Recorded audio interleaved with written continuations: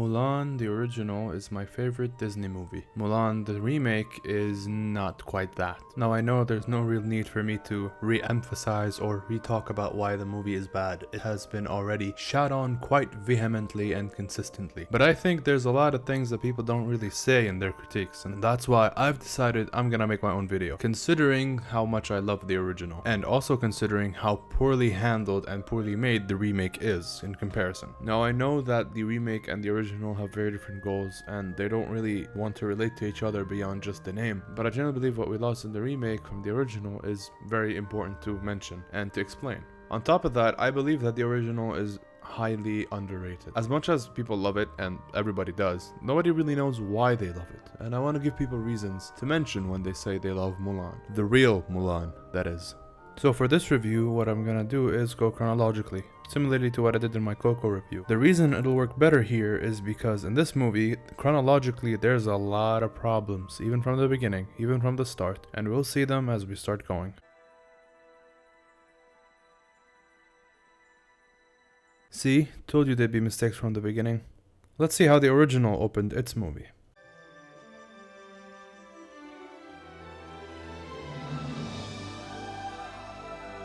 We have a beautiful crescendo of music building up into the reveal being the art style that China is so famous for, the ink that is being drawn onto our screen to create an effect of immersion into this brand new world. It literally being built in front of us, and then eventually it aimlessly flowing back into the world that we know for this film. You know how in The Lion King, Hans Zimmer, when interviewed about his choice for the music for starting the film, how he told the interviewer that he didn't want the viewers to think they were in Kansas anymore. And I was going to go and let them know you're not in Kansas anymore. This is going to be different. The impact in the remake is completely lost because we're now relegated to just generic music. Now, generic music is a problem that this film will suffer from a lot more down the line, and there's a lot more references I need to make in order to show you how bad this movie handles its music. But for now, just take it from me and listen. You will be really disappointed if you keep paying attention to the score of this film because of how generic it is. Here's a few examples, by the way.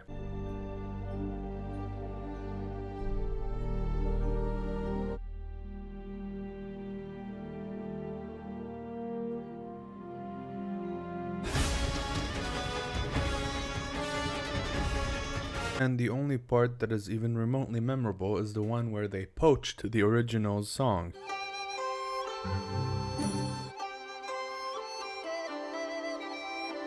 Now, to be completely fair to the music, it's pretty serviceable. It's fine. But compared to the original soundtrack, there is no contest.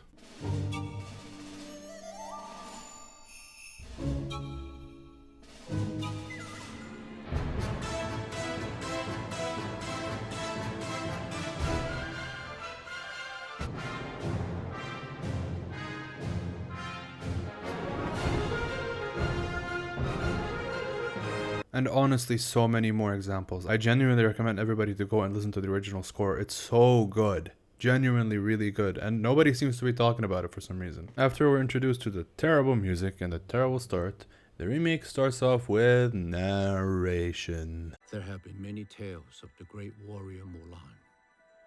Oh boy, narration. Why, Nikki? In live action, you make something real.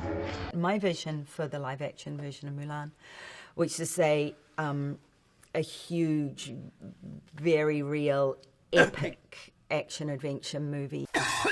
To say that our director for this film is underqualified would be an understatement. See, I haven't really found many movies that she's directed and shows, but all of them don't seem to have hit over 7.5 on IMDb. Especially considering when you're remaking a really famous and loved film, you'd expect to get a director with a bit more of a track record, I suppose. I think it's pretty clear that Disney didn't care about how this movie was directed or made. And also considering how Disney decided to experiment with this film by releasing it into streaming directly with a $30 price tag on it, I have no idea what they were trying to go for. I don't know why they disrespected this film so much, but they did. Why make it if you don't respect a film? I don't understand. Was it just down the pipeline? Is that the idea? We had to go through all these, well, hit lists basically for the films that we love and just kill them all in a certain order? I don't understand Disney's goals with this, and it's just very disappointing to see. Alright, let's go back into the movie, shall we? Now, the remake starts off with introducing Mulan to us. It was obviously different in the original. In the original, we are first introduced to the Great Wall of China and a soldier who is patrolling the Great Wall of China along with his other soldiers on the other sections of the wall. From there, we are introduced to the main antagonist and the antagonistic force that is going to be attacking China. Mulan was introduced later, after we're given the marching orders by the emperor. I believe it was done that way in order for us to understand the relatability that Mulan has to every single human being out there. The remake is painfully aware that Mulan is the main selling point of this film. That is very disappointing to see. Seeing Mulan after the reveal of the main antagonist is a lot more impactful and interesting to witness. We get the juxtaposition of having a powerful antagonist being introduced as the main force of evil, and how the main force of good is so opposite to that force. On top of that, we get the Emperor's line. I won't take any chances, General. A single grain of rice can tip the scale. One man may be the difference between victory and defeat. And that line reinforces the fact that Mulan's value might not be very much seen in the beginning because she's just a woman in a man's war, but his line holds true. Very much so. The original had a lot of purpose in how it was edited and how the things followed each other. The story was told in a very intelligent and deliberate way. While in the remake, when we have her be introduced in the beginning, we lose all of that. We don't get any effect of how her being just a regular human being and how contrasting it is to the main antagonist. It almost seems like the remake completely misunderstood the original's intentions. The remake is over glorifying Mulan and her presence in the film. This is also shown in how she acts in the next scene, which I suppose is supposed to act as an homage to the original chicken feeding scene. The original has Mulan feeding the chicken in a clever way because of how late she was for her meeting with the matchmaker. She uses her brain in order to solve a dilemma, because she needs to do two things at once: feed the chicken and make tea to her father. She pulls off both of these actions with some clumsiness, considering the fact that she is not a perfect being, unlike what the remake is trying to tell us. Us seeing how Mulan has very mundane mistakes that she makes is very important when introducing a flawed character that you want us to get behind. Her being late is a very relatable mistake that we have all experienced, and her writing down a cheat sheet on her forum tells us that she is not beyond some rule breaking to make things work out. But it doesn't end there, because even though she's the type to break some rules in order to improve her situation, she's still responsible enough to complete her chores, albeit in an unorthodox way, and look after her father's well-being. Remember, the doctor said 3 cups of tea in the morning Mulan. and 3 at night. Only a few minutes in and we understand Mulan's character very clearly. An out-of-the-box thinker, an imperfect klutz, a pusher of boundaries, and an ever-caring individual for those around her. What does the remake tell us about Mulan? Well, we see her chasing a chicken around the village that is based on a village structure that came way after the original Mulan poem. Every department did deep research to bring the best version of this legendary story to life. And as her father is asking her to please stop running around, she breaks the phoenix statue and runs onto the roof. After the chicken goes back to its pen anyways, Mulan slips and lands on her feet somehow using superpowers. As her father is proud of her, the entire village seems dejected and disgusted at the sight. What am I supposed to understand about Mulan and the village here, Nikki? Mulan's actions tell me that she is disobedient and irresponsible. To be fair, she is still a child, but it still stands that she didn't care for her father's orders, even though she's supposed to have a loving relationship with him, as we saw from the opening of the film and the next two scenes. As for the village, it almost seems like no one is happy that she isn't dead.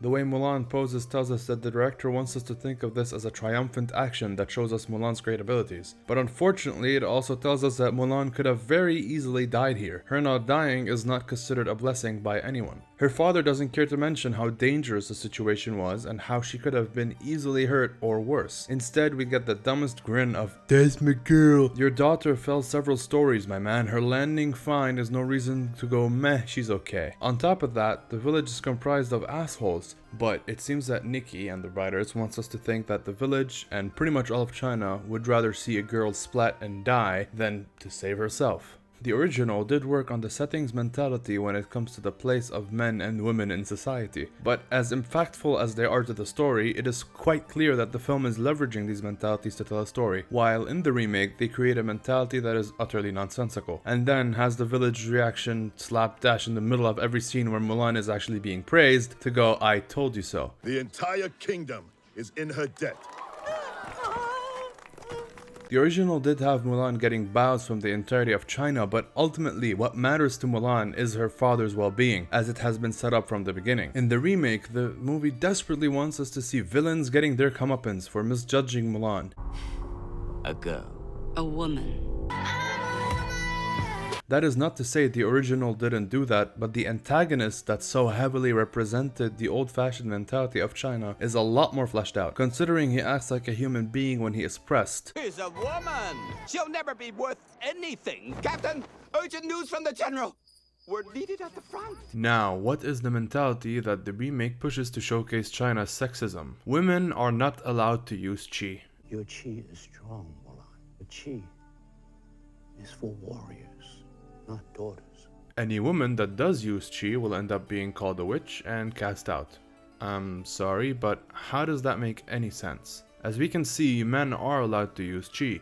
They are encouraged to do so. If we were to go back to the closest and most well-known example of women being labeled witches in our history, we'd be looking at the Salem witch trials. Unfortunately, just because the Salem witch trials were extremely stupid doesn't mean that you can excuse the idiocy of the writers for the remake. See, the Salem witch trials were caused by rampant paranoia and mass hysteria that led to unjust finger-pointing. It was seen as safer to kill anyone who was labeled a witch than to use logic in this case, because they were dealing with supernatural powers that they had no chance of beating. Qi being used as a scarecrow to label women as witches makes no sense, because men use it too. Salem killed women because if there was anyone who could perform witchcraft, it could only be women. But Qi is something available to anyone with the right lineage, it seems. It's closer to the Force as a thing that exists in all of us, but some have greater aptitude to it. How could you then explain why men are allowed to do that, especially when it comes to little girls saving their lives? In some of the most regressive cultures today, women and girls are expected to do certain things, not naming any examples. Yet it has been my experience that young girls are allowed to push the boundaries, considering that they are too young to be expected to fulfill a woman's role. But then, if China is that much of an asshole, then explain why you describe Qi as this. The chi, the boundless energy of life itself. Are women not alive? Are they not channeling Qi every breathing moment? Now, you might be thinking, well, look man, the point is that the people are stupid and they are not using logic to inform their decisions. It is sexist and irrational by design. Okay, remind me then, what was the reason women would bring dishonor to their families and execute it in the original? Right, because women were not allowed to join the army, period. That on its own works all well and good, does it not? Adding Qi only muddles the water, and if anything, makes the movie a lot worse. And to you, I say it's perfectly reasonable for women to not be allowed onto the battlefield. Yes, it's sexist, but when women's reproductive value objectively is higher than that of men, one group is going to be protected in a war setting, and anyone who deters from that would be made an example of in order to make sure that no one else would copy her. By the way, if you were to ask me my opinions on the matter, I don't care, do whatever you want, and leave me out of your life. I don't think it's that much to ask for a movie to make sense. The addition of Qi only makes this movie worse, as we will see soon enough. The remake goes on from here to Mulan and her sister in their room, presumably, as Mulan is brushing her hair. Some awkward dialogue later, Mommy Dearest comes in and might as well be screaming to the neighbors the point of the film. It is because I'm trying to protect Mulan that I say this. You forget.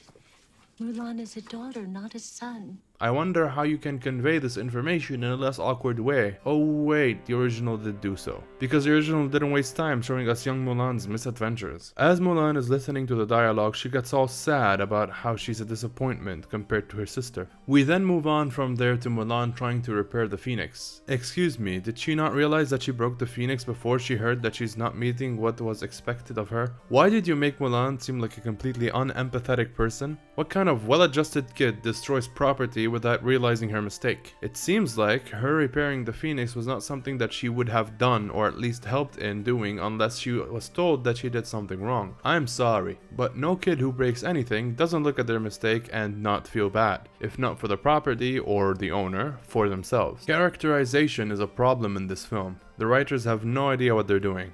It seems like a trope at this point. Can't write a character without assassinating them in every scene. Please, next time you decide on a character's traits, make sure to consistently write them. As Mulan and her father fix the phoenix, we are ham-fistedly told about what the phoenix represents. Do you know why the phoenix sits at the entrance of our shrine? Some say the phoenix is consumed by flame and emerges again. That is because it will come in later as a theme. You couldn't have worked it into the conversation any better, writers? Really? All you could do is just mention that the Phoenix is this and that's what it do, and then jump into a conversation that is completely unrelated? Anyways, her father tells her that she should hide her chi cause only warriors use it. I think it's time we talk about the father's characterizations, especially compared to the father in the original. In the beginning, Mulan's father is shown as not having much faith that she will succeed in doing what she is expected to do. What does that tell us? He believes that she is not fit to be part of what women are meant to be in the society, that she is too contrasting to the expectations in this world. Beyond that, after she is shown to be clumsy with serving tea and how she decided to feed the chicken, he goes back to pray. The tea serving plays a pretty big role because I guess women in this society pour tea all the time. And considering she's not great at it, then she will likely fail the test. On a side note, when I was taking my governmental exam, which is an exam here that happens both in 9th grade and 12th grade, which dictates if you could continue schooling and if you could pursue further education respectively, I was told of a person whose mother prayed every day of the week of exams in the car outside the school. Funnily enough, God did not answer her prayers and he failed his 9th grade governmental exam, which I guess ties in nicely into Mulan's story. After Mulan sits on the bench, she is reluctant to even look at her father, let alone address him. She knows she failed her family, and she blames herself for her family's dishonor. But her father isn't even mad when he approaches her. Even though he was desperately hoping for her success, she is still his daughter, and he loves her no matter her failings. Instead, he is upset at the notion that he would even be mad at her in the first place. How come acting in an animated film captured more human emotion than a live-action movie ever did? But we'll get into that later. Afterwards, Fa Zhu makes an analogy that fits the story. Can you believe? What beautiful blossoms we have this year. But look, this one's late. I'll bet that when it blooms, it will be the most beautiful of all.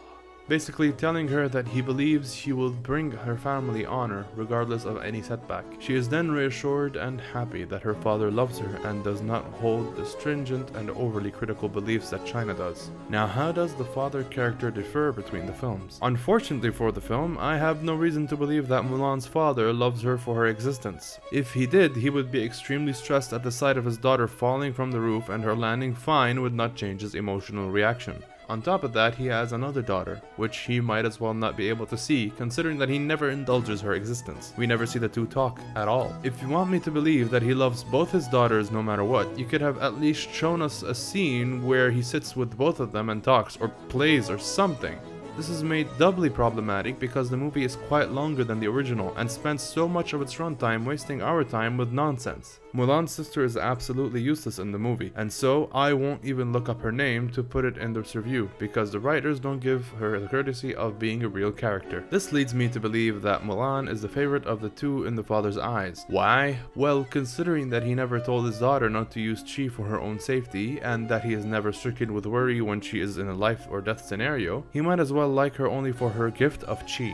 And don't tell me that he didn't stop her because she enjoyed using chi. If Mulan loved to run around naked, screaming racial slurs on the street at people while shitting at the same time, I doubt her father would let her do so. The result of doing both of these things is equivalent when it comes to society's judgment of her. So he would absolutely not allow her to do anything that would ruin her life. But he does. The original was smart enough to include a scene where Mulan's failure did not lead her father to chastise her. I won't give the movie any benefits because I already hate its existence and will take everything included and is not included in the film as exactly what you had in mind, Nikki. Therefore, Mulan's father canonically loves one of his daughters more than the other and only does so because she has strong chi, considering that that's the only practical difference between them. I don't know, maybe he wants her to compete in China's Got Talent. Now that I have utterly shat on Mulan's father for being an irresponsible piece of shit, I think it's time we catch up with the rest of the two film stories. Unfortunately, we still have to talk about the remake because the film spends so much time dragging its feet in the mud that I have to catch you up to this bullshit. Finally, we are introduced to the primary antagonists of the film. Rorons. As a woman walks up to a trader in the desert, she takes control of his body and infiltrates the city. Why she does this, I have no idea, because as we see, the morons have no issue running up the walls like it's a shallow incline. Very real. We see that more than one soldier looses arrows towards the leader, but then only one is shown, and he just grabs it. Get it? It's a reference to the Scorpion King. After that, they decide not to lose anymore. I'm pretty sure he has only 2 arms, but I don't know, maybe Chi gives you extra limbs, so they don't even try. After the witch is alerted of the moron's arrival by the arrow instead of the door closing and the soldier screaming close the gate, she creates a very cool transition using spices, cause that makes sense. So hang on, when you overtake someone's body, they just disappear after you transform back? Does that mean that you killed this innocent, non-combatant traitor? I'd love to see this film try to garner sympathy for her later on. Anyways, she clearly only kills 3 soldiers who I suppose have stormtrooper armor instead of real metal plating. After the morons make it up the wall, we get this camera. In other sequences, we are kind of turning the camera 180, 360 degrees. Literally came out of the sheer joy of being able to do it and being able to play with these big toys. Just cause you were having fun, Nikki, doesn't mean that it's good, Nikki. Somehow we cut to a later scene that is completely disconnected from the earlier scene where the morons are killing everyone. Afterwards, the witch kills and transforms into a random soldier in order to infiltrate the Emperor's throne room. Why? Well, in order to tell him that she is awesome and badass. Bori Khan fights alongside a woman. Her chi is beyond imagining. The Emperor, played by a catatonic Jet Li. What was the biggest challenge for you with this particular character that you play? The king sit there, understand everything. Good news, bad news, no emotion else. That's quite difficult, no emotion, just sit there, talk. Funny, it's a good experience. Is then shown to be very caring about his citizens by asking about them. And my citizens slaughtered. I'm sorry, that barely works. See, the original had the Emperor completely refuse the idea of getting personal defense from his army, and rather wanted to make sure that the Huns didn't attack any more of his citizens. You'll set up defenses around your palace immediately. No. Send your troops to protect my people. In the remake, just asking about the citizens is natural. He didn't refuse extra protection in order to keep the Empire safe, he just asked for stats. A lot less impactful, wouldn't you say? Afterwards, we get the marching orders of getting 1 man per family to do the thing, and they're off. The scene ends with the witch leaving and transforming into a hawk and reporting back to King Moron. Excuse me? You have the Emperor right there and you don't take over his body? Why would you leave without doing anything useful? You just gave China a fighting chance by doing that. If your goal was to defeat the Empire, why not just take over the Emperor and have him give stupid instructions that would lead to China's defeat? You can't have an all-powerful witch do that shit, it's insane. If King Moron wanted to kill the Emperor himself, then why does she not kill everyone in the room, which she clearly can do, and then he infiltrates behind her in disguise and kills him on his throne? Why extend this bullshit to the nth degree? You can't have the villain meet up with the good guys without consequences. This is bullshit. Well, anyway, Witch is then reminded that she has a motivation in the clunkiest scene in the film. Remember what you want. A place where you are accepted for who you are. When I found you on the desert steppe wandering alone, you were exiled. A scorned dog. And then we move on. What a terrible, terrible sequence of events. The original is weeping at your inability to tell a story, Nikki. We see Mulan riding next to 2 rabbits running in the field on Discount Khan. Get it? It's a reference to the original Mulan poem. Aren't we clever? As Mulan makes her way into the house, she is interrupted by her family with news that she is to be matched by the matchmaker. This news, as you can tell by the emotion on Mulan's face, is distressing to her. It was of course the opposite in the original. Mulan was fully ready to marry any match she would be given because, in her mind, she wanted to make sure her family's honor be safeguarded. Ancestors, hear my plea, keep my father standing tall.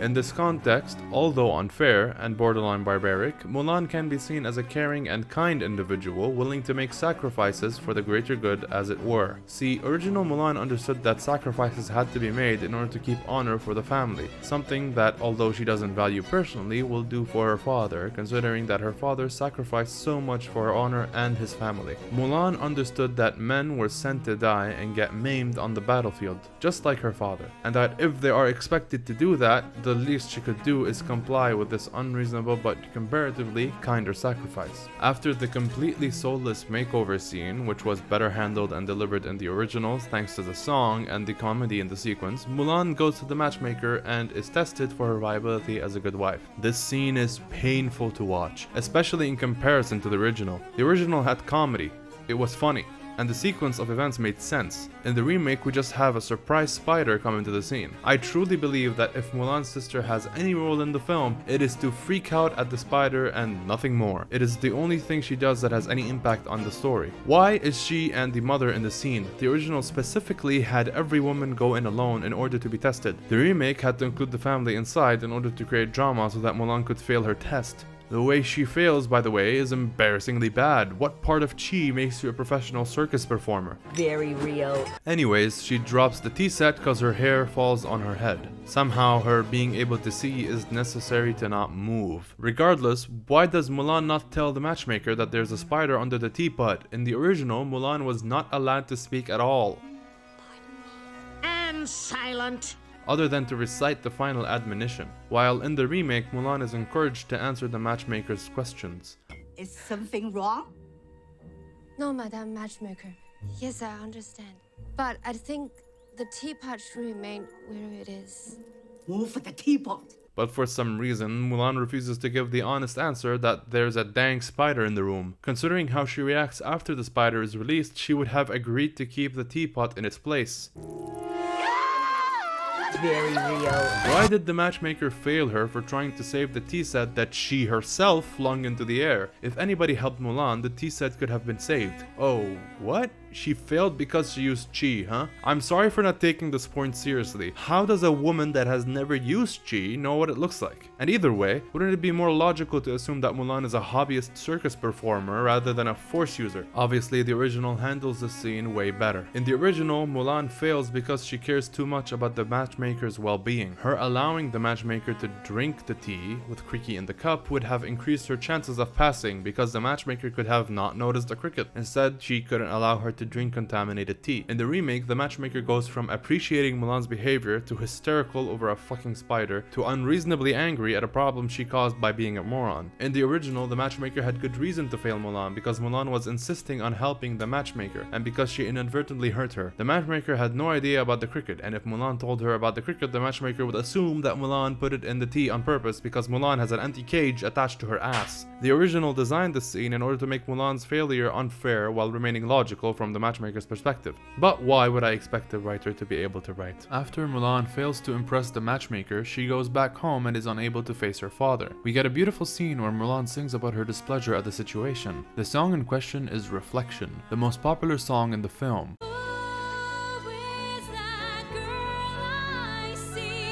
It is beautifully sung by Lea Solanga, a professional actress in musical theater. The song is very poignant in its message, being about how Mulan laments the way others view her compared to how she views who she is. The music to accompany the singer is impressively written with very effective instrumentation, something that the remake completely disregards. What a failure of music writing for film. The original had planned its music masterfully. Something else I want to mention about the music is the orchestration. I will be jumping ahead in the original story in order to showcase what I mean by that, but I want to show people who have limited understanding of music why the original has so much thought in its musical choices. Orchestration refers to how different instruments are used to give off musical ideas. A good composer understands what each instrument is capable of and subsequently gives these instruments roles that help them showcase their strengths. Now, there are many ways the instrumentation of Mulan's score leverages different instruments to its benefit, but for this review I will be focusing on 2 instruments only, which honestly feels like I'm robbing this score of so much praise it deserves. The first instrument I will focus on is the oboe. In every sense, the oboe is the main character of the score. It is used to highlight one of the main motifs the score uses.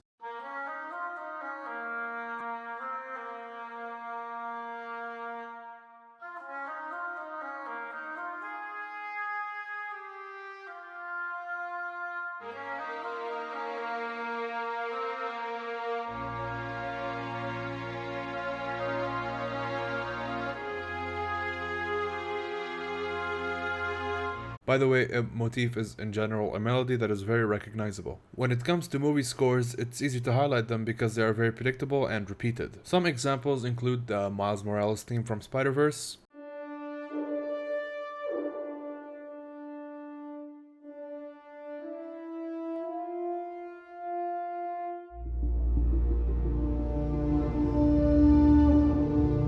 Kratos' theme in God of War 4,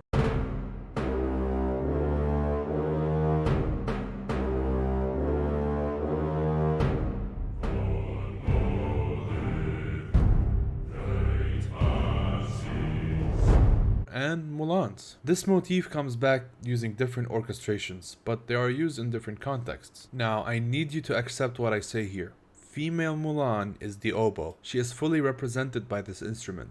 I know it sounds confusing, but the original identity of Mulan is represented by this instrument. It is used when Mulan is in her woman's clothes and when she's being introspective.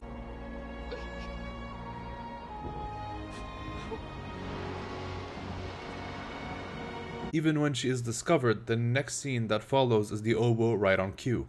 Maybe I didn't go for my father. Maybe what I really wanted was to prove I could do things right. Now we also get a beautiful contrast to the original motif when Mulan decides to go out instead of her father, where the same motif is played but using a different orchestration, the brass section, which also happens to be the second instrument I want to highlight.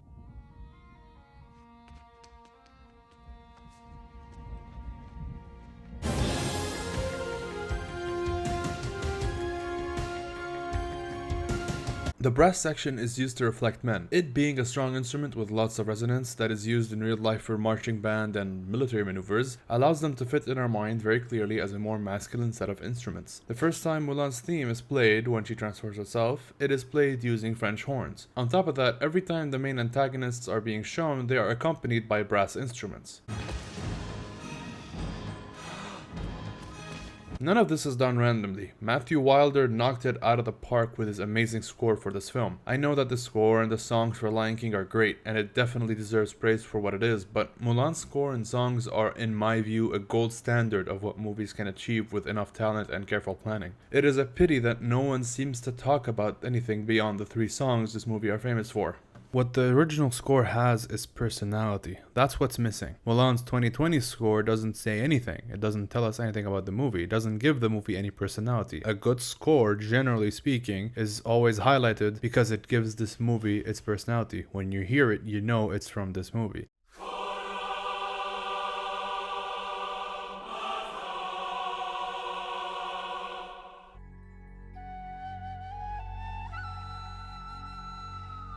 And that is why it's so disappointing, especially considering that the original was a musical, and those songs, my man, are so good.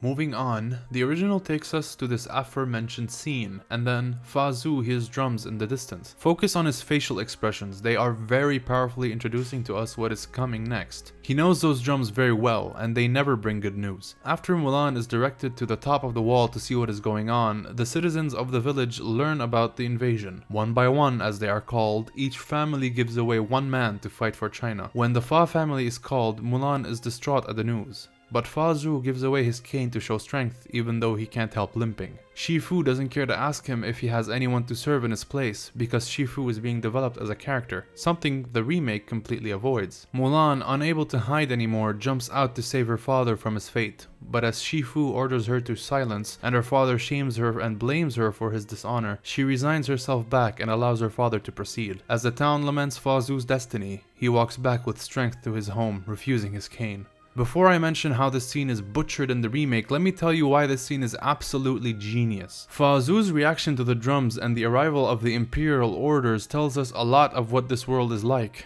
A man that was set up as not encumbered by tradition and expectations completely reverts to his programming when he hears what is clearly going to be military orders. As is told to us later, he is a famous war hero, meaning that he had served and been instrumental to one or more of China's previous successes. The contrast from this loving and caring father to the stringent and impatient patriarch is very evident. and is not simply done in front of the society, since the next scene has him acting as a completely different individual to what he was set up as earlier. This tells the story of the unfortunate nature of war and what a strong, powerful symbol of leadership can do to any man who has served before. Mulan's father deep down still cares for her, but his patience cannot emerge behind the wall that is responsibility and military programming. We see this later on in several characters, and this leads me to believe that this film is, on top of being a story about the overcoming of obstacles and criticism of judging a book by its cover, is also a criticism of what the expected military strength could very much lead to. There is a historical event that is known as the Massacre of Innocents. During the start of the Great War in 1914 at Ypres, German soldiers were threatening the advancement of their ranks, but were unable to break through the English and the French lines. As the Germans suffered great casualties, they needed to replenish and keep throwing lives at machine gun fires and the shells. By recruiting a large number of students, all revolving around 18 years of age, Germany was able to throw these soldiers who were looking for a great adventure and honor in battle at the mercy of the best trained veterans from England at the time. Thousands upon thousands of untrained children who were strapped up in military gear and given rifles were gunned down and killed at Ypres, with very little care or honor for their sacrifice. What happens when what we consider to be a heroic action happens again and again with no change to the situation and thousands of deaths indiscriminate? One might find that the taste of war sours in their mouth as the blood of innocents sent to die paints the battlefield into a crimson hellish nightmare. This children's movie captures the essence of the story, although probably not on purpose. The film clearly does not believe that Fa Zhu should die automatically because of the invasion, but China does. That is a great divide in what the country and setting believes versus what the film believes. Fa Zhu can't help but throw himself at the mercy of war in order to do what is expected of him. This is caused by his past experiences. He, just like all the men in the film, just like most men throughout history, have sought the fulfillment of honor and responsibility at the cost of bodily autonomy and safety in order to save their home. How does a caring and loving father transform into this impatient, regressive man? War.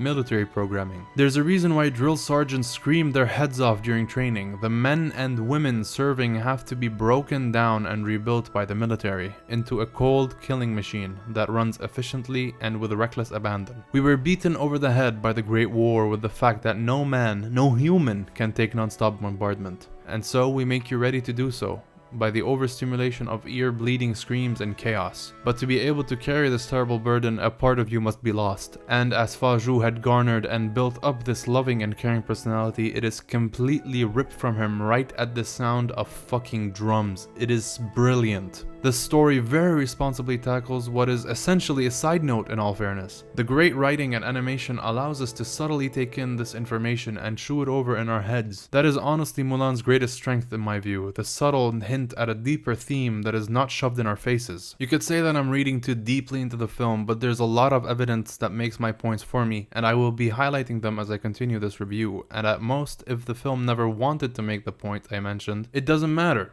It is still there in spades. Now what does the remake give us instead of depth and character in their version of the scene? The aftermath of Mulan failing is her father looking quite displeased, something that the original avoided like the plague. Again, her father is shown to be quite the unloving person, but I'm repeating myself. Instead of giving us a great scene that shows us depth and character, the remake very intelligently circumvents that by skipping ahead to the imperial orders being delivered by a bunch of robots with no personality on horses. Some bad acting later, the Hua family, which is the family name of Mulan in this train wreck, is called to receive the scroll. Hua family! Instead of Mulan showing any human emotion to what she just learned, she just kinda stands there without pushing forward to make sure her dad is spared this responsibility. The dude with no name asks Mulan's father if he has any sons to take his place, but he doesn't. As I said before, Chi Fu did not care about what Fa Zhu had to sacrifice because Chi Fu is a man who follows the stringent culture to the letter, without any sympathy. Instead of developing what type of person he is, like the original did, the remake kind of forgets what the original's goals were. Beyond that, as Mulan's father goes to pick up the scroll, he falls over, prompting Mulan to try and rush in to help him, but is stopped by her mother. Somehow, getting help from your daughter when you, a cripple, takes up the mantle to go and die on a battlefield for China is added humiliation, where falling down was originally humiliating. This film is seriously testing your understanding of human emotion. No one in the history of mankind has ever thought of an injured veteran going into battle to die as pathetic, but needing help in the moment somehow is an embarrassment. This is absolutely insane. Then he for some reason walks to the opposite of where his house is. Where are you going, my dude? The original then takes us to Mulan watching her father wielding his sword for the first time in a long time. As he goes through different formations, his body gives out and he falls on the floor exhausted. Picking himself up, we can see the realization of how unfavorable his current state is. But he pulls out the scroll in order to remind himself to be brave and ready to sacrifice his life for his country. Subtlety, that is something that the film excels at. The animators actually took care to make sure that we are given information beyond what is told to us. Somehow, the remake, a live action film, could not figure out how to get their actors to act out subtle body language, gestures, facial expressions, any of the sort, in order to give us subtext. But we'll get to that very soon. Afterwards, we get the tea scene, where again, as I have said several times already, the remake butchers. I hope that so far you understand why this film fails on every front. This film is terribly written, delivered, paced, edited, shot, and acted. I can't think of a film that has had such a great blueprint and failed so hard before. Well, gotta give Jon Favreau some props on his own train wreck, I suppose. But how does the remake fail in this scene? Well, the original has Mulan quietly serving tea for her family as everyone awkwardly sips their cups, because there's a silent understanding that nothing can be done about the situation. Mulan, on the other hand, cannot agree with this. She takes a risk that she knows won't work because her father has clearly shown his disdain for her sticking her head into men's business. But instead of doing what a man in his place with a more stringent and regressive worldview would have done, he sternly explains to her what needs to be done. As rude and aggressive as he comes off in this scene, he is still very informative. He uses the veil of what masculinity looks like in this society while at the same time trying to teach her his final lesson that will hopefully benefit her life. Because he knows he is not coming back. He says very specifically, "It is an honor to protect my country and my family. I will die doing what's right. But if you... I know my place.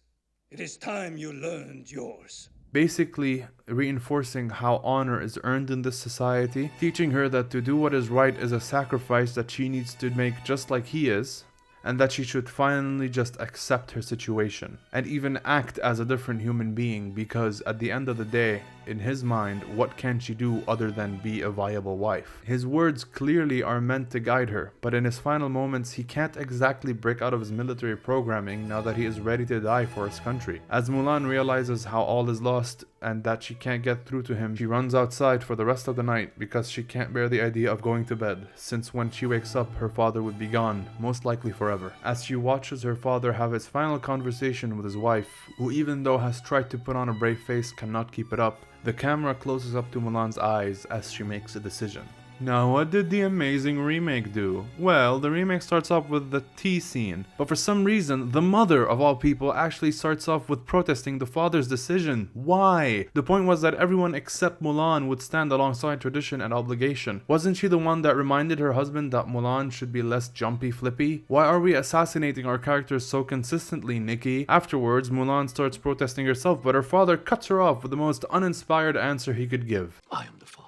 It is my place to bring honor to our family on the battlefield. You are the daughter. Learn your place. Also, I just need to mention, Mulan's actress cannot fucking act. She is terrible. I love acting so much. Why in the fuck did you hire her, Nikki? Great is it that you found in this one person both the soul and the depth, and someone that can open up the martial arts required to do it. Yeah, no, it was... She's a needle in a haystack, and it's a global haystack. Audition her in strenuous ways, dramatic and physical, and she convinced me, she convinced all of us that she's not only a warrior, but Mulan. Essentially, we were looking for Mulan, and that's who she is. What went into casting this title role? We searched the world for Mulan, and Yifei just blew me away. She never complained. She never said, can I stop? I'm tired. She just dug in. And I thought, this is my girl. You know, I found my warrior. Fuck off. She's a terrible actress. Nothing she does in the film is actually convincing. I haven't seen her in any other film, and I probably never will. Why would you hire such a terrible actress for the main role? She sucks, and I hope that she either quits or gets some acting lessons or something. Well, anyway, Mulan's mother says that he will not return. Thanks, film. As a retard, I really need your guidance. Then Mulan actually has a conversation with her father that is just as terrible as the other ones. The original made sure to have the final conversation with Mulan and her father to be one where they fight, because the original was making a point about how the father is now changed by his burden to carry a sword into battle. Not in the remake, he is still the same old fucker that he was before. Again, he tells Mulan that he is not coming back. Thank you, I really needed this guidance. And then Mulan tells her father that if she was his son, he wouldn't have to do that. That line hurts to hear. In the original, Mulan's decision was made internally, because if it was spelled out to us in dialogue, it would come off as clunky, and the payoff would feel forced. Kinda like it did in the remake, huh? Well, anyways, Mulan pulls out the sword after her father goes to bed and reads what it says on the blade. Loyal, brave, true. That is the motto of the film, basically, and it sucks. The points made are redundant. We get it. That is what China values. But don't you see? Mulan won't be true because she's cross-dressing. Wow, how deep and inspired. You got us with this one, remake. Mulan dresses up as a soldier and leaves. So inspiring and powerful. Now let's get back to a better film and discuss how Mulan's decision is so much more impactful. Mulan's facial expression before making her decision is very important to notice. She goes from absolute defeatism to confidence. The reason I point this out is because her feeling defeated comes specifically from her father's fate. But what completely changes her demeanor is deciding to take his place. There is utmost confidence when it comes to the potential of losing her life as long as her father would be safe. Again, character development through subtle, not spelled out text because the original was made by people with a brain. As she goes into her ancestor's shrine, she offers a prayer which is clearly intended for her family instead of for her own safety, considering her facial expression again. As she walks into her parents' room, she takes her father's scroll and replaces it with her hairbrush thingy, I don't know what it is. Afterwards, she takes her father's sword and cuts her hair and ties it in the same style that men do it in the society. She then puts on her father's armor and looking back one last time, she rides on Khan to go to the military camp. Since she made her prayer before leaving, the ancestors knew about her actions and gave grandmother Fa a vision of what happened. She wakes up Fa Zhu and Fa Li, telling them about what Mulan has done. In horror, Fa Zhu picks up Mulan's hairbrush, runs towards his armor set to check what she's done, and with hopes that he could get to her, runs out into the rain to call for her, but he is too late. He falls on the ground as Fa Li tells him to go get her back for her own safety, but as is law in this nation, a woman joining the army is a death sentence. The impact of this scene is very much felt, considering the music and the acting. Mulan having the determination to make what is honestly a very stressful decision is very much improved by these two factors. If we jump cut to Mulan just wearing the damn things, we lose out on how she feels during the scene. That being said, remake Mulan would probably just have the facial expression of a catatonic slug like she's had through the entire film, so never mind I guess. I still remember how powerful this scene was to witness for the first time. Bravery at its finest, something that I hope people were able to absorb by watching this film. Now, let's talk about another character who, despite having very little impact on the story, her being cut out and ignored by the film is a tragedy. Grandma Fa plays a comedic role overall in the film, but her existence enhances it. She, having a direct connection to the ancestors, as was told to us by the film, aids in allowing Mulan to receive the help that she would be getting by the ancestors. Her character adds a lot to the film at base because she is funny, she is helpful, and she informs another layer of how Mulan would have become the person she is today, unencumbered by tradition and expectation. Her removal from the film was a mistake, and don't worry, there will be more of that down the line. As the ancestors awake to respond to her request, we get introduced to several zany characters. Bonus points for the ancestors being animated by Aaron Blaise. Hey everybody, Aaron Blaise here, and I've got kind of a special treat for you today. So back on Mulan, I was the supervising animator of several characters. A lot of you know that I did Yao from the Gang of Three. Yao was the guy that liked to fight all the time. But I also did the ancestral ghosts. Those are the characters that Grandma prays to and they come to life in the backyard, and they're the ones that bring Mushu to life. And I found that first test scene that I ever did of the main ancestor. These were some of the initial, very first just quick scribbles where I would sit down with a pen and just start scribbling out different shapes, different ideas for characters that would fit the main ancestors in the backyard. If you serve the Empire well, it will serve you. The risks are high, but the rewards are great. One of the things I wanted to do is, if you noticed his sleeves, the overlap on his sleeves, when he moves his arm, it feels very, very wispy, like it's underwater. And the way we did that was I literally took every 8th drawing after it was animated, and I animated it all straight ahead. But then I went back and did all my in-between drawings very evenly. And so what that gave it was this very even, kind of slow, fluid action. And so as his hand would move, he would move through the overlap and create this kind of underwater effect. So as I scroll through here, watch those sleeves, how they kind of have their own timing. And they always are moving.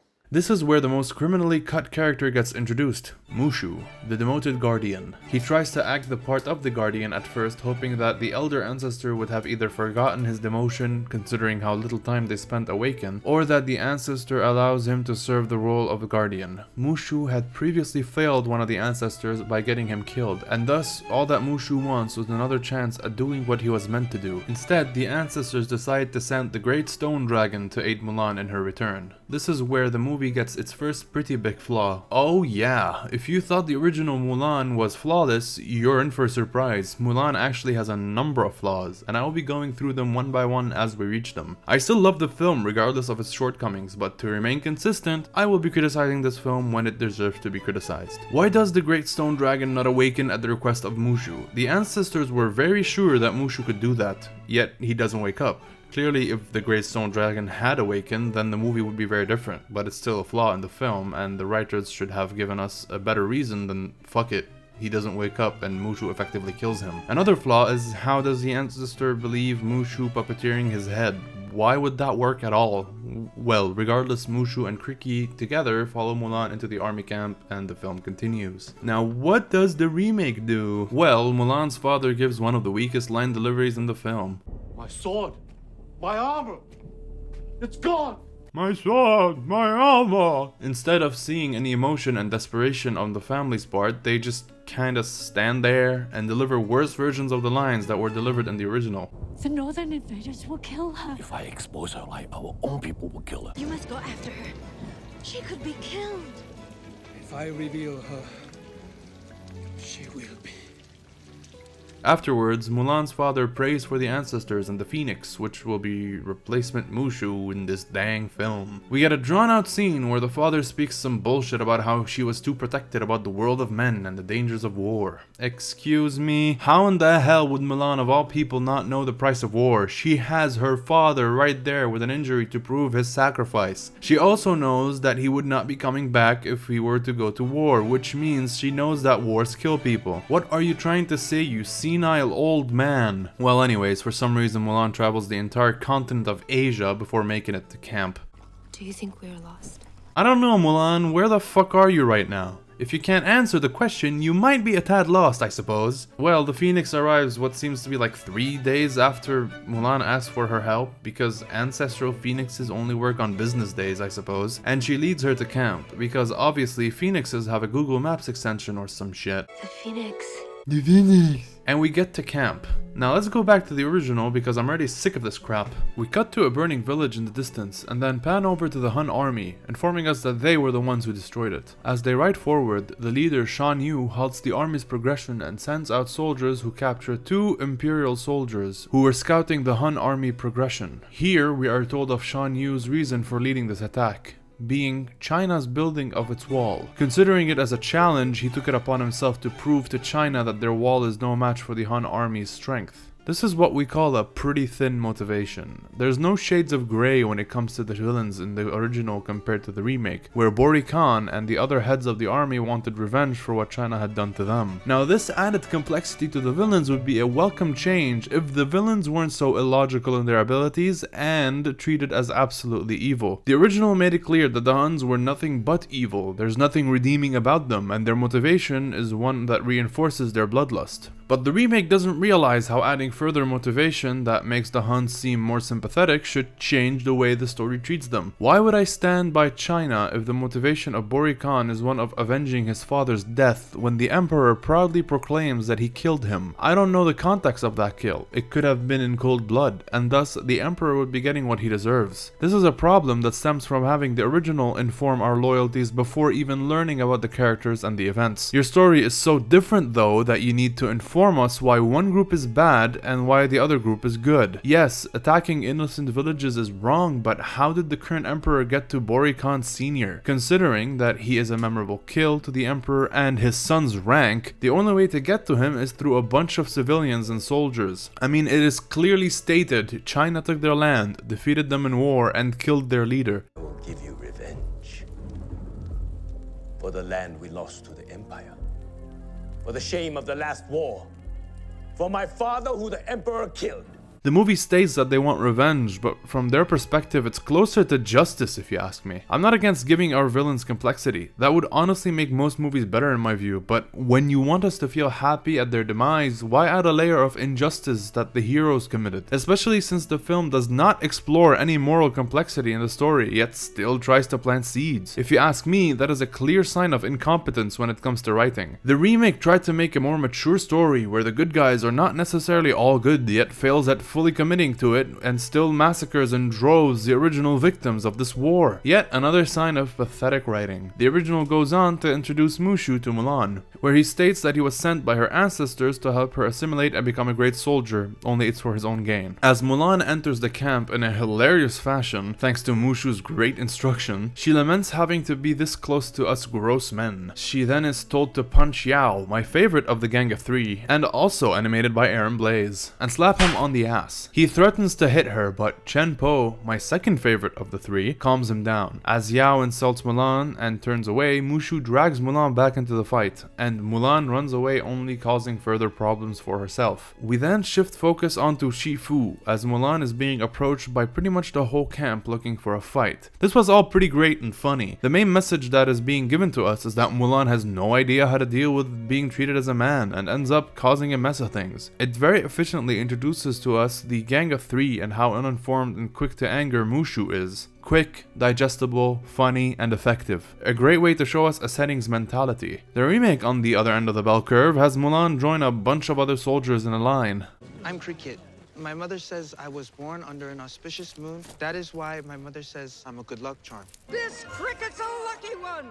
Ha, Cricket, get it? It's a reference to the original. Ha. As a pushing match breaks out for some reason, Mulan falls over and is offered help by a dude who insults her for being a little man. Mulan, however, goes psycho and pulls out her sword and threatens to kill him. He retaliates in order to defend himself, and then Commander Tung starts a totally not choreographed dance scene that is also not completely ridiculous. Now, something I liked here. Commander Tung warns them that fighting is not tolerated and asks them if he's being clear. Hong Hui says yes, Commander, and Mulan only nods. She is then commanded to use her voice, and she does. The way I understood this on my first watch was that Mulan was never allowed to speak up against authority, and this is a good subtle way to show us how she knows to be quiet around men. But considering how it never comes up again and never came up before, it could be argued that she's just trying to hide her obviously higher pitched voice. So I don't know if this scene deserves praise for its out of nowhere, never seen before subtlety. The commander then recognizes a sword and asks Mulan for her name, and she quickly comes up with one. Cool, why have comedy with this? Obviously this scene requires a very serious approach. Afterwards, we cut to nighttime, where Mulan is distraught at learning that there will be showers. Thankfully, a night guard is needed, and she volunteers. How lucky that the soldiers that are being trained, who need to have a night's rest in order to make sure that they can train at full capacity, have night guard duty, instead of other officers who don't need to be well rested because they're not being taught how to fight. I don't know why you would create a conflict and then resolve it automatically. Is it for comedic effect at how Mulan is desperate to be a night guard? I thought we weren't doing comedy anymore, Nikki. Well, anyway, she comes back later at night. I guess night guard duty only lasts a few hours, not until sunrise. Unless she shirked her chores in order to sleep, it's not made clear, so I'll assume the worst. She then takes off her armor and her breast crushy thingy and then lays down all sad. A dude tries to hug her while asleep, and then she hits him and he flips over and hugs another dude. I thought we weren't doing comedy, Nikki. We then see a flashback to how she looked at her parents and her sister sleeping on the floor in the room right before she left. Why was this scene edited in later, Nikki? Why? Having her observe her family before leaving would make it more impactful, would it not? She still has the facial expressions of a cement mixer though, so I suppose no real impact was lost overall. The original goes on to introduce to us Li Shang and General Li as they are being joined by Chi Fu. They are discussing the Hun's movements and the plan going forward. Li Shang is very attentive to what his father is saying, as he is confidently describing their next move. Chi Fu tries to get a few brownie points by praising the general's decisions, but as the general doesn't like suck-ups, his comments are ignored. The general then promotes Li Shang to captain, in charge of training the new recruits, and Li Shang is happily surprised. Chi Fu protests his decision as he believes that Li Shang is not ready, and later on we learn that he believes that Li Shang got his promotion because of his father and not because he earned it. General Li shuts him down by giving him 3 reasons why he deserves the spot. On the first and the second reason, he is frowning at Chi Fu because he finds his assertions of Li Shang's lack of experience to be insulting, and then gets happy mentioning Li Shang's family history because they are father and son. Li Shang promises to do a good job, but can't hold his excitement until he pauses and goes back to the expected reaction he should have as a military captain. His father, though, is not one to place this burden on his son, at least in this scenario as far as we know. From the one scene we have with Li Shang and his father, a lot is told to us. Their relationship reflects what Mulan's and her father's relationship is, one where the father is a lot more lenient and has a great belief in his child. As they leave the tent, Li Shang stays back to attach the captain's sword on his belt and builds up his future achievements in his head. He has dreams of achieving greatness as a great military leader, just like his father before him. These dreams most definitely come from viewing his father as such, and wanting to make him proud and bring honor to his family. As he leaves the tent, we comically cut to a very disorganized group of soldiers, juxtaposing Li Shang's fantasy of a great army. General Li leaves with the soldiers, saying goodbye to his son. And as he leaves, Li Shang's expression drops to one of lamenting the situation, where his father is going up against such a dangerous foe. This again reflects Mulan and her father. Both Mulan and Chang don't want to see their father in the way of harm, but Mulan was able to save her father. Li Shang is unable, because of necessity, and on top of that, the expectation of doing what's right. As a military child, he understands that any fight his father goes to could be his last, but his father has no sign of worry. He is shown at the beginning as being very confident in himself and his troops' abilities. Forgive me, Your Majesty, but I believe my troops can stop him. This adds to a future scene that we will be getting to in about a year in this review, but showing us the captain's confidence and the army's size will inform a later moment very heavily. Moving forward, Li Shang stops the fight and is pointed towards the because. Mulan stands up and apologizes for the disruption, but then tries to act as a man in front of him after speaking in a very subdued way. She very comedically punches his shoulder and states what she views to be manly activities. I mean, sorry you had to see that, but you know how it is when you get those manly urges, and you just gotta kill something, fix things, cook outdoors. She is then asked for her name and she struggles to come up with one. Because she was so nervous about her decision, she forgot she needed to have a name. Unlike another film we're currently reviewing, after some back and forth with Mushu, she uses the name Ping. Shang asks for her conscription notice and she gives it to him, informing him that she is Fa Zhu's child. Fa Zhu is so popular that he is recognized by both Shifu and Li Shang. Li Shang recognizing his name is very important to notice as well. As we know, Li Shang is around Mulan's age, meaning that even though Fa Zhu's military achievements were far behind him, Li Shang still knows about them. That informs us that Li Shang knows a lot about China's military history, because we already know that he has dreams of becoming a great military leader just like his father. Shifu, on the other hand, most likely was working as the Emperor's counsel when Fa Zhu was serving, which adds another strong implication about his stringent attachment to China's culture. The Fa family! Silence! You would do well to teach your daughter to hold her tongue in a man's presence.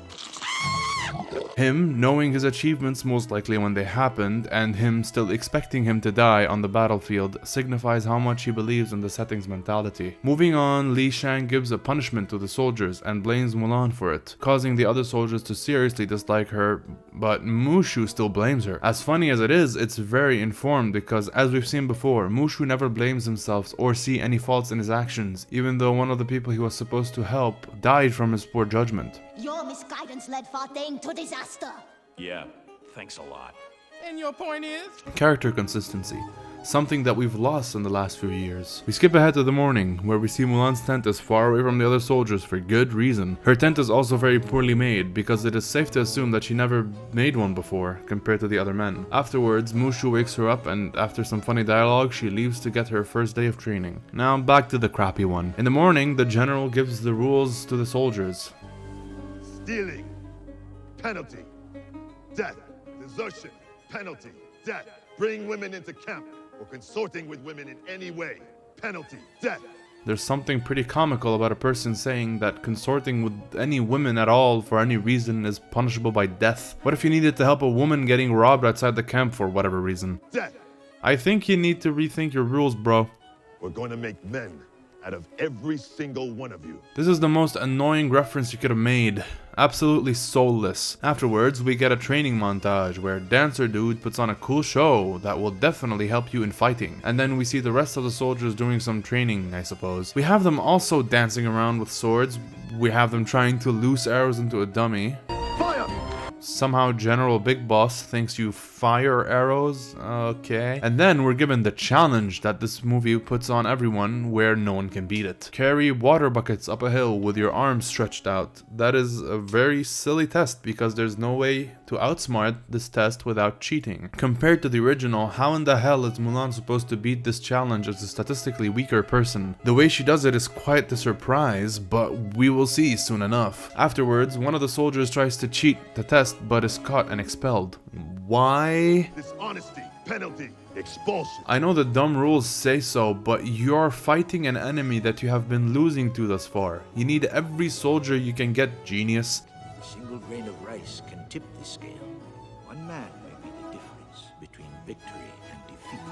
Just punish him and move on. After that, we get the soulless reinterpretation of the singing number that, again, fails at exploring what the point of the film was in the original. I like my women buxom with strong, wide hips. I like kissing women with cherry red lips. I don't care what she looks like. I agree. I care what she cooks like. What's your ideal woman? My ideal woman is courageous. Think of instead a girl worth fighting for. I want her paler than the moon. My girl will marvel at my strength. I couldn't care less what she'll wear. Depends on what she cooks like. But I will be going into that later on. From now, trust me, they got it ass backwards. Then Mulan and Dude Man have a heart-to-heart, which is very confusing because in the next scene, he bullies her for having weak wrists. I don't get it. I don't get it, and I don't think the writers get it. Is it because he's trying to show her, yeah, I was being soft, but remember, I am a big strong dude, unlike you, little man? I'm confident this film has edited this wrong. This scene was definitely meant to come before. Either way, as a big boy fight breaks out between them, for some reason no one stops it, even though they're fighting with real weapons. Especially the commanders, they do nothing. One of them stops the other. What if one of them dies? How would that make you feel?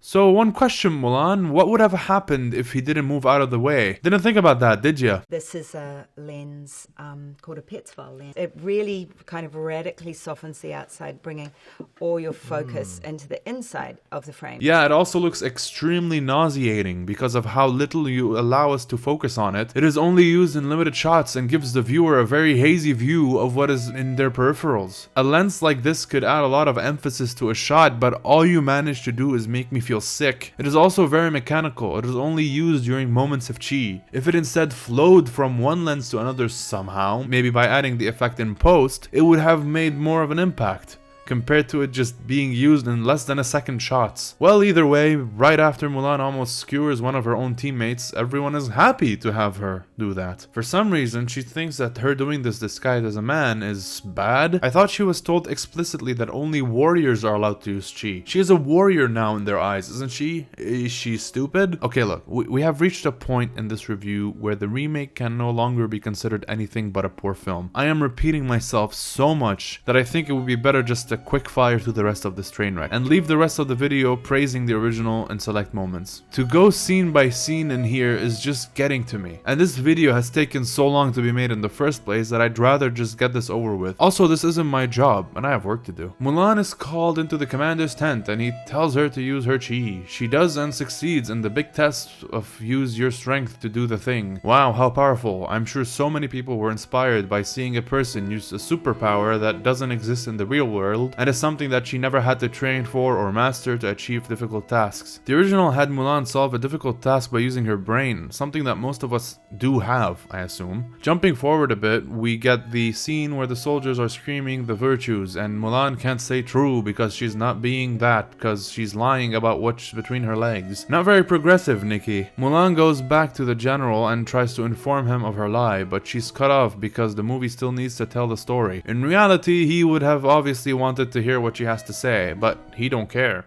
That's my great honor. That's my great honor? What do you mean by that? Don't you mean it would be an honor? Did Li Fei mess this up or did Nikki mess this up? Anyways, the movie goes on to show us the other soldier's demise and is again poorly handled in this film, because the original had contrast in the scene.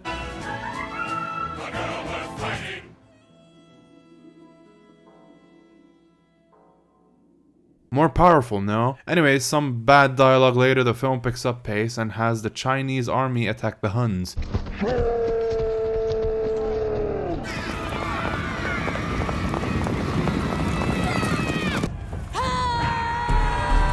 I love acting so much. But for some reason, Mulan and some other throwaways run after them, and somehow they lost them. We will live, I guarantee it, because I will protect you. We'll protect each other. Bye, bitch! Mulan meets up with Witch and she outs her. I'm Hua Jun, soldier in the Emperor's Imperial Army. Liar. Your deceit weakens you. It poisons your chi.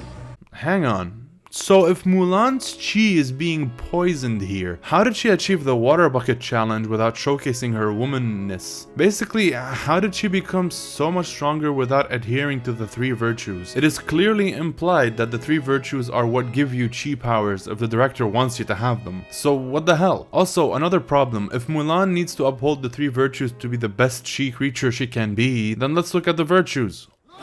Well, we can assume that she's being loyal to her faction and her family, so that's fine, it's a tick. No, how is she being brave by going up against people that can never hurt her? Is it brave for a human to go against an ant?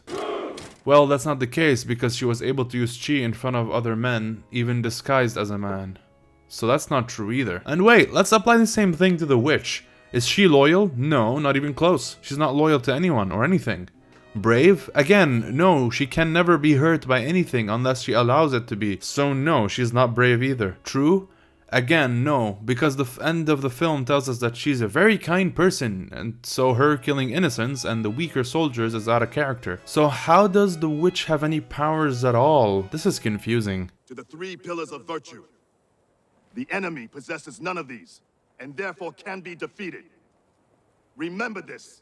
So what did we learn? Modern day movies consistently set up rules and destroy them just as fast. Good job, Nikki. You can confidently call yourself a modern day director. Then Mulan fights with the rest of the dudes and slays. How is an all-powerful god in any way and inspiration when she's fighting a bunch of what in her view would be equivalent to insects in their strength? The camera angles are pathetic and scream I had an idea and it barely worked in my head, but fuck it, let's see what it looks like. Let's keep going. Mulan kills the Huns by having them kill themselves because that makes sense, I suppose. Of course, the people that can aim a trebuchet this well will miss this hard, obviously. After Mulan reveals herself, she asks to be executed.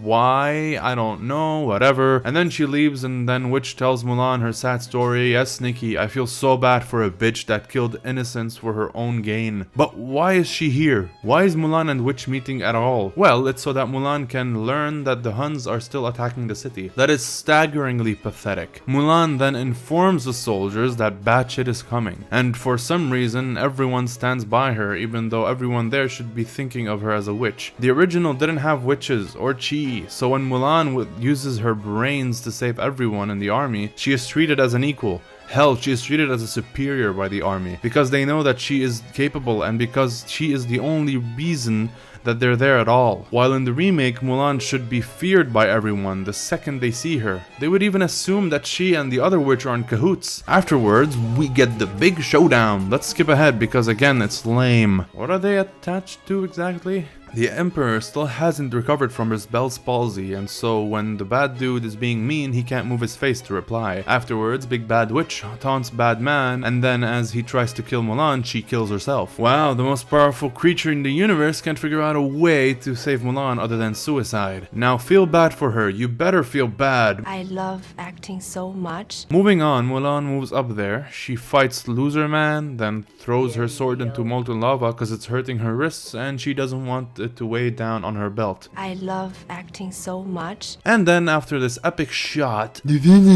she kills Asshat with a bigger asshat, helping her and encouraging her to be a witch some more. I don't know, this comes out of nowhere. Isn't the Empire completely against this shit? Make up your mind. Whatever. The heroes win and we move on. Mulan gets a sword and her reunion with her family is as stale as the rest of the film. Nothing new here. This is why I skipped through this. This film is just the same shit over and over and over and over again. Now let's talk about the highlights in the original. Since no one was capable of retrieving the arrow, and since Mulan was told that she was unworthy of being a soldier, she decided to prove to herself more than anything that she is capable. She retrieves the arrow in an intelligent way instead of using superpowers. Because, Nikki, one of these things is a lot more impactful when it comes to teaching people a lesson about your abilities. That's not to say that superheroes can't be impactful, but in these cases, it's usually how you use your powers instead of if you could use them. I would expect a hero to use their powers, but what inspires audiences is their choices and their applications of their powers. After that, another highlight is showing us the Huns' skills when it comes to tracking and understanding their surroundings. The Huns were a powerful force that used their own wits and strengths to win, and it took a more intelligent being to take them down. Unlike the remake where they have a god on their side bailing them out every time until another god got in the way and then they were allied. Another great thing is when the soldiers are chanting gallantly and happily and then see the reality of war. The song is very important to understand. The soldiers are there for honor, that's for sure, but what they see as the primary award is having a wife. This informs a whole lot of this world's mentality. My girl will think I have no faults,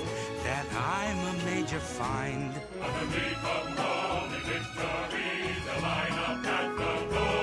This transactional approach to love is very palpable, yet still extremely sad. The men clearly are informing us in these lyrics that they don't find value in themselves beyond their achievements. They will not be valued until they throw themselves into the fray. Yes, there's comedy in the lyrics, but overall there is a larger message of what the culture has taught these men, that in order for you to even be valued is to carry a terrible burden. And what this society teaches women is that men that do this are to be valued, as you will be matched to one of them. Again, all of this could be me reading too deeply into this film's messages, but the facts are there. If my view of this world fits the setting of the film and there are no contradictions, then I am right in assuming the lessons in this film. Shang looks down and holds his eyes closed. This is him repressing his emotions, just like his culture taught him to. He didn't even get any time to mourn his father, because in his mind, and for the safety of the emperor and China, he must take charge as the new captain of the Chinese military. He is just as much a victim of this culture as Mulan is. It is not a one-sided issue. When stringent rules are placed on women, they are also placed on men, and people need to act in accordance to these rules instead of acting naturally. Shang gives us a great display of subtle emotions. He understands that what he's asking his fellow men to do is to die. If his father was unable to succeed, then how will he? How will his newly trained recruits fare against what is proven to be a fantastic force? His face tells you everything. He's not happy with the situation, him, but what is required of him will come before reason. That is how he was raised, that is how they're all raised. We see that again in the sword drawing scene, where every soldier pulls out a sword without hesitance or pause, but their faces express a silent worry that the end is now upon them. Mulan is the only one that slowly pulls out her sword because she hasn't been taught to die at the whim of the military, unlike her father, unlike Chang, unlike every man in this film. Okay, let's move on ahead to the final message I want to leave you with. Well, maybe two messages. After the Emperor is kidnapped, he is ordered to bow. This is where I believe Nikki and the rest of the writers messed up. Just because the Emperor was showing his strength doesn't mean that he is made of styrofoam. Bow to me! No matter how the wind howls, a mountain cannot bow to it. His words are very important to remember. Let's get to that in a bit. Mulan aids everyone in reaching the Emperor by, as the song tells us, being a man. Now, what does being a man mean to the film? Yes, I'm bringing up this awesome song as something deeper than what people might think. What is being a man? Not according to meta, that's a way more complicated issue. Let's focus on this film's world. Being a man is described as having strength, speed, and what is a raging fire behind a tranquil and calm demeanor, which makes you mysterious as the dark side of the moon. And speaking of mysterious, what does that mean? What is a mysterious man with a raging fire behind his facade? Shang, as he is informed by his upbringing, and honestly including all the other men in this film, defines men as quiet, reserved, tortured souls who are ready to fight, and yet never reveal their internal turmoil. This is getting somewhat meta on how men are perceived in our day-to-day life, but let's stick to this film. Now, what you need to know is that even though Chang says these lessons make you a man, again, in this universe and not meta, there is one more lesson that is missing. One that is not told to us in the song. One that Chang doesn't have to explain to his fellow soldiers, because they have been predisposed to that reality. The final lesson that China teaches its boys on how to become men is, you will die in our service. You will pick up arms and butt your heads into the never-ending barrage of enemy combatants. You will sacrifice life and limb before you are to be a man. Only then will you have achieved the true meaning of being a man. Now, why do we hear the song at the end? Not just because it's a good juxtaposition of how the men are now in disguise in the opposite sex to achieve victory, but that in that moment, when the men were using what they were taught by Chang, by China, to solve their problems, they learn about an alternative. With that in mind, Mulan embodies what being a man should be, which is pretty ironic. She taught the men how being a better man than what the society taught you could save your life, could save your leaders, could save China. Her lesson is to use your damn brain. Think through a situation. I will die doing what's right. There are times where dying on the battlefield is necessary, but that should never be your go-to. Instead, look for a better angle, a different solution. Mulan's abilities is not because she was born a certain way or because the Force helped her become a better warrior. Her abilities come from not taking what society says as gospel. All the other men stick to that mentality until they are proven wrong, and they listen to reason when they are given it. This is why the remake is so poor and painful to watch. The pieces of shit that wrote this ass story missed the whole point of the film. Mulan doing what men can do but better is just shallow and lame. Mulan instead redefining what men should and could be doing is so much more powerful as a lesson to the characters in the film. Again, if it was not intended by the writers, then they accidentally made some gold. Mulan is on the surface a story about how a woman who is misjudged saves the day, and thanks to that is appreciated for being the best of them. But under the surface, between the lines, Mulan is a criticism of what China perceives as being an absolute rule of what being a man and being a woman is. The movie gives the world a situation that challenges their mentality and offers the world a better approach that, at least in this case, would have saved people like her father, people like Shang's father, and so many more people that die senselessly because being a man is more important than being a person that would care for others enough to solve problems, improve their lives by doing more than what they are expected to do. Adding on top of that, when the Emperor says this, no matter how the wind howls, a mountain cannot bow to it, and then bows at the end, it is a recognition about what Mulan has taught China. The howling wind, as never-ending and strong as it is, could not get the mountain to bow, but the grace and intelligence of a singular person made the mountain bow with no protest. Again, great symbolism. Nothing is thrown in your face as a singular payoff. The Emperor's line is well contextualized. A single grain of rice can tip the scale. One man may be the difference between victory and defeat. In conclusion, the remake completely raped what the original had. In a sense, the remake completely destroyed what the original built. If the goal of the remake is to inspire women and girls all over the world, having a superhero wielding extraordinary powers that no one in reality can ever have is the biggest spit in the face of women and girls when it comes to comparing it to the original. The original, on the other hand, can inspire everyone to be better, as it were, because Mulan wields tools that we all have access to. Again, as I said before, being a superhero can be inspiring, but it's not about using your powers. It's about how you use your powers. It's about where you apply those powers. With the bad acting, bad dialogue, bad editing, bad music, bad action, bad characters, bad pacing, bad messages, and bad directing, I can confidently say that Mulan, the remake, is a bad film. I hate it. Kill it with fire. I will never see it again, and I can't wait to never have to look through this film to edit it anymore. 0 out of 10. Biggest mistake Disney ever made. Please send help.